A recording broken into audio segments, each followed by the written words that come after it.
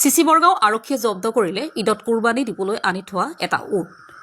আজি সন্ধিয়া চিচি বৰগাঁও আৰক্ষীয়ে জব্দ কৰিছে অহা 28 মে'ত হ'বলগীয়া ইছলাম ধৰ্মী লোকসকলৰ পবিত্ৰ উৎসৱ ঈদ উদ জোহাত কুৰবানী দিবলৈ আনি থোৱা এটা উট।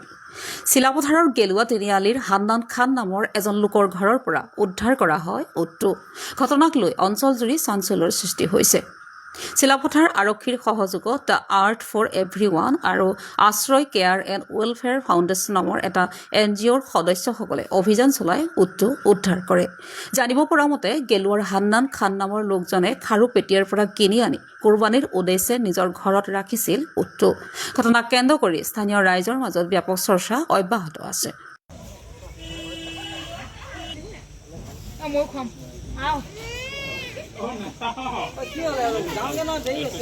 আজি প্ৰায় 5 দিনমান আগত এটা ইনফৰ্মেশ্যন পালোঁ যে চিলাপথাৰৰ গেলুৱা তিনিআলিৰ ওচৰৰ হান্নান খানে এটা উট আনিছে।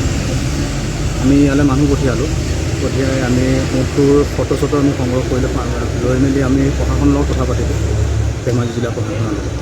তাৰপিছত আজি উটটো আমি ধেমাজি জিলা প্ৰশাসনৰ সহায়ত উটটো উদ্ধাৰ কৰিবলৈ সক্ষম হ'লোঁ। আমি আৰ্ট ফৰ এভৰিৱান আৰু আমাৰ লগতে আছে আশ্ৰয় কেয়াৰ এণ্ড ফাউণ্ডেশ্যনৰ আপোনাৰ টিমটি পাৰি।